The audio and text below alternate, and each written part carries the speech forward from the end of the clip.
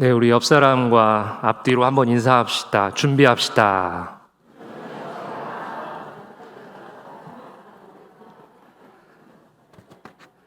우리 말에는 능력이 있습니다. 우리가 준비하자고 했으니까 정말 이제 오늘부터는 준비를 해야 됩니다. 꼭 준비하는 우리 성도님들 되시길 축복합니다. 지금 카타르에서는 전 세계 축구인들의 축제인 월드컵이 한창 진행 중에 있습니다.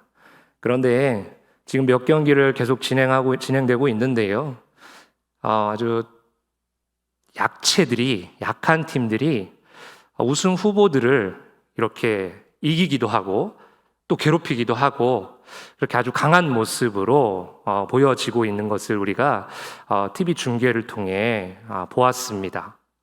그런데 약체라고 해서 다 또 강한 팀들을 괴롭히고 강한 팀들을 이겨서 승리로 이끄는 것은 아니었습니다.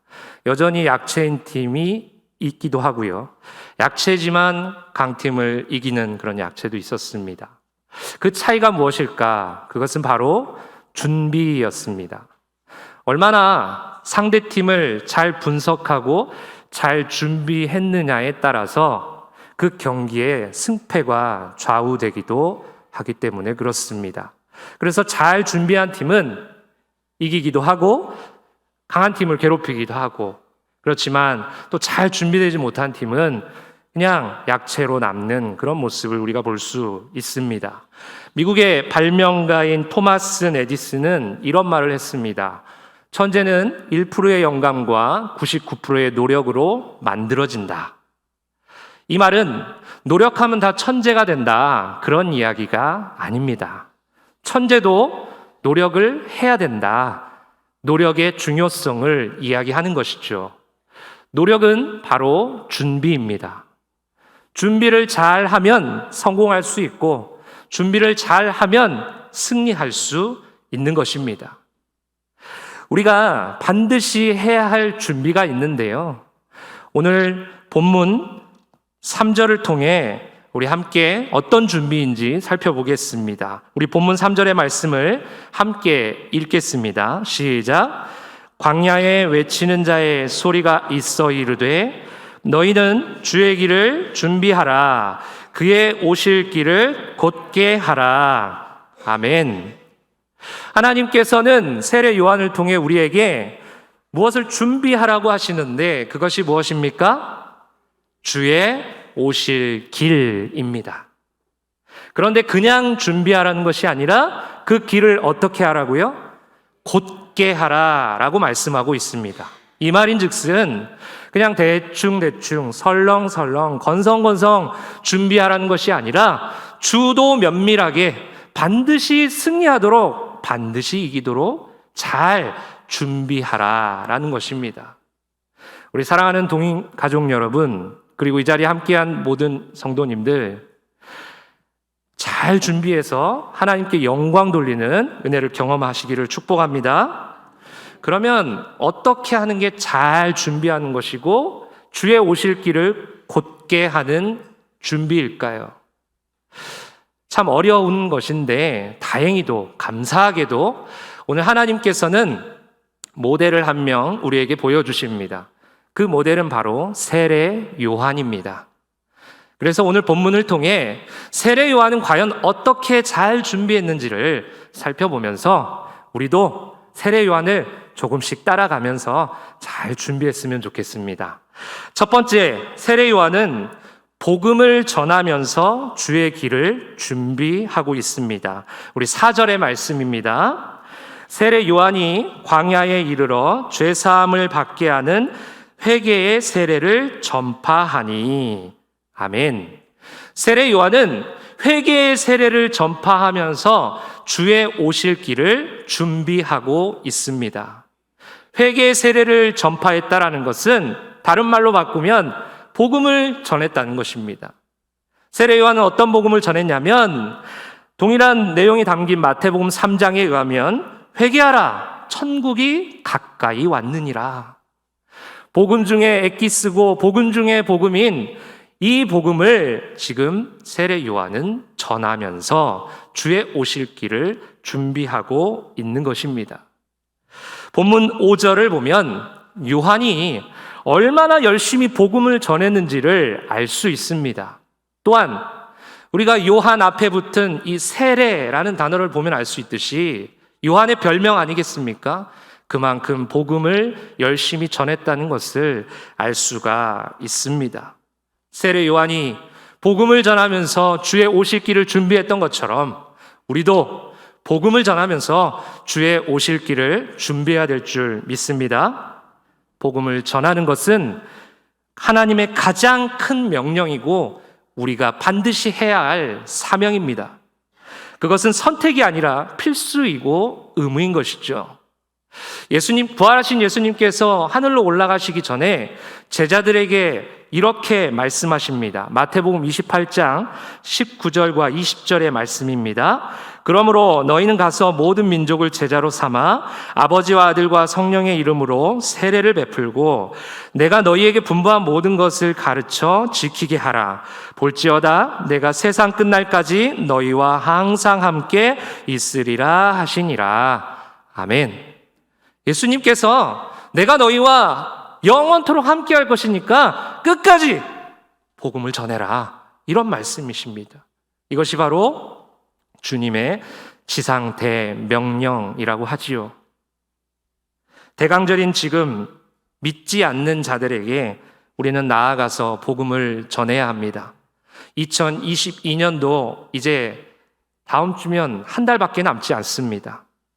11개월 동안 우리가 단 한 명에게도 복음을 전하지 않았다면 남은 한 1개월 동안 우리가 복음을 전하면서 이 대강절 기간을 보내기를 소망합니다.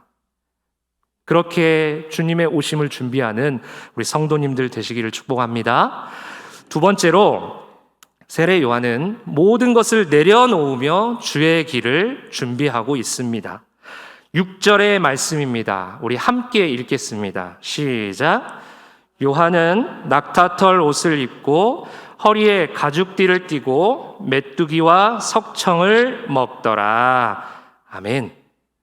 지금 요한이 복음을 전하며 주의 길을 준비하고 있는 장소가 어디냐면 본문 4절에 보니까 바로 광야입니다. 낮에는 뜨겁고 밤에는 너무 추워서 견딜 수 없는 그런 광야입니다. 그런 곳에서 낙타털 옷을 입고 허리에 가죽띠를 띠고 메뚜기와 석청을 먹으며 주님의 오심을 준비하고 있는 것입니다. 그런 요한의 모습을 한번 상상해 보십시오. 우리가 지금 당장 광야에 가서 복음을 전할 수는 없습니다. 그래서 우리가 해야 하는 것은 우리는 바로 영적 광야에 들어가야 합니다. 하나님만 바라보고 하나님만 의지할 수밖에 없는 그 영적 광야에 우리는 들어가야 한다라는 것이죠. 그것도 어떤 환경에 의해서 들어가는 것이 아니라 내가 잘못하고 실수해서 들어가는 것이 아니라 의지적으로 자발적으로 그 영적 광야에 들어가서 그곳에서 하나님 한 분만 바라보며 하나님만 의지하며 그렇게 주님의 오심을 준비해야 합니다. 그래서 하나님으로 부욕해 되는 인생이 어떤 인생인가? 약할 때 강함되게 하시는 그 하나님의 은혜가 과연 무엇인가? 무에서 유를 창조하시는 그 하나님의 크고 놀라우신 기적과 같은 일이 무엇인가를 우리는 영적 광야를 통해 체험해야 하는 것입니다. 바울을 보십시오. 모든 것을 다 가졌던 바울. 그 모든 것들을 예수님을 만나고 나서는 다 배설물로 여기지 않습니까? 그리고는 영적 광야에 들어가서 오직 주님만 바라보고 오직 하나님만 바라보면서 그렇게 주님의 오심을 준비하고 있습니다. 대강절인 지금 우리의 현실은 어떻습니까? 혹시 이렇게 시내에 이렇게 나가보셨습니까? 벌써 성탄을 준비하는 그런 캐롤과 그런 트리와 그런 현란하고 환란한 그런 것들이 주변에 너무나도 많습니다. 정작 주인이신 예수 그리스도는 보이지 않고 그저 루돌프와 그 다음에 산타크로스와 선물과 이러한 것들이 주인공이 되어서 이 세상을 마치 현혹시키고 있는 것이죠. 우리 그리스도인들은 거기에 현혹되지 아니하고 오직 다 내려놓고 겸허한 모습으로 주님만 바라보며 이 주님의 오실 길을 준비해야 될 줄 믿습니다. 성탄의 참 의미를 기억하시고 주님의 오심을 준비하는 대강절 되었으면 좋겠습니다. 마지막 세 번째로 한번 따라해 보시겠어요? 세례 요한은 겸손으로 주의 길을 준비하고 있습니다. 우리 7절, 8절 말씀 함께 읽겠습니다. 시작. 그가 전파하여 이르되 나보다 능력 많으신 이가 내 뒤에 오시나니 나는 굽혀 그의 신발끈을 풀기도 감당하지 못하겠노라. 나는 너희에게 물로 세례를 베풀었거니와 그는 너희에게 성령으로 세례를 베푸시리라. 아멘. 세례 요한이요, 당시에 복음을 전파하기만 하면, 세례만 베풀면 정말로 전국 곳곳에서 수많은 사람들이 모였습니다. 그 많은 사람들이 다 모여서 세례 요한에게 세례를 받았던 것이죠. 심지어 예수님도 세례 요한에게 세례를 받았습니다. 이 정도 되면 세례왕 요한, 전도왕 요한, 이런 현수막, 이런 플랜카드 하나 정도 붙이는 것 전혀 문제되지 않는 것 아니겠습니까? 어깨를 들고 고개를 들고 자기를 드러내면서 얼마든지 살 수 있는 그런 세례 요한입니다. 그런데 오늘 요한의 고백을 보십시오. 요한 이렇게 말합니다. 나는 굽혀 그의 신발끈을 풀기도 감당하지 못하겠노라. 요한의 낮아짐의 모습입니다. 요한의 겸손의 모습이고 겸허한 자세입니다. 우리에게도 이러한 겸손이 필요합니다. 겸손한 마음에 예수님께서 찾아오시는 줄 믿습니다.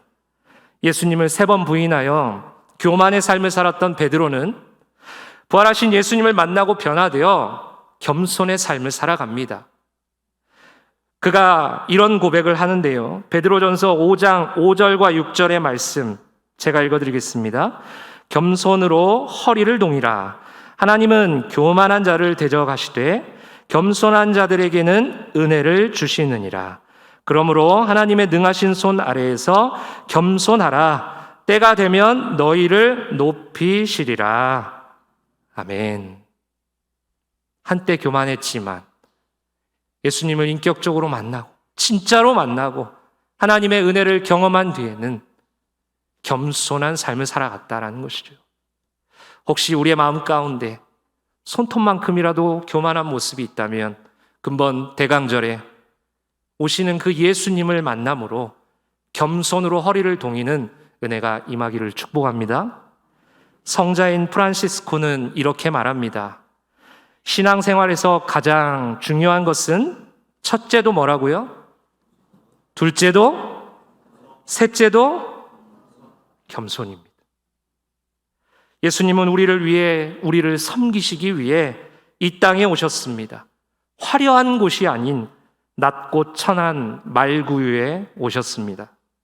기억하십시다. 예수님께서 찾아오신 곳은 교만한 마음이 아닌 겸손한 마음입니다. 최고의 겸손을 보여주신 예수님을 본받아 겸손의 마음을 가지고 주의 오실 길을 준비하는 우리 모두가 됩시다. 오늘 우리는 대강절을 시작하면서 대강절을 어떻게 보내야 하는지 살펴보았습니다. 우리가 어떤 목표가 있을 때 그것을 위해 열심히 준비를 하듯 대강절의 목표인 예수님의 오심, 예수님을 만나는 것, 예수님의 다시 오심을 위해서 우리는 열심히 준비를 해야 합니다. 첫째로 복음을 전하면서 주의 길을 준비해야 합니다. 두 번째로 우리의 것들을 내려놓으면서 주님만 바라보며 주님만 의지하며 주의 오실 길을 준비해야 합니다. 마지막 세 번째로 교만의 마음이 아닌 겸손의 마음으로 주의 오실 길을 준비해야 합니다.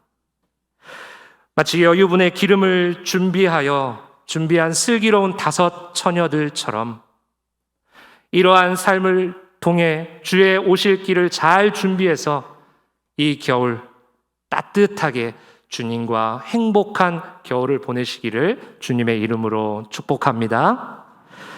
기도하겠습니다. 하나님 아버지, 감사합니다. 오늘도 이렇게 오후 찬양 예배를 통하여 말씀을 들을 수 있는 시간 주셔서 감사합니다. 오늘 세례 요한이 복음을 전하면서 모든 걸 내려놓고 하나님을 의지하면서 겸손의 마음으로 주의 길을 준비했던 것을 보았습니다. 우리도 이 대강절에 복음을 전하고 주님만 바라보고 겸손의 마음으로 주의 오실 길을 잘 준비하게 하여 주시옵소서. 예수님의 이름으로 기도합니다. 아멘.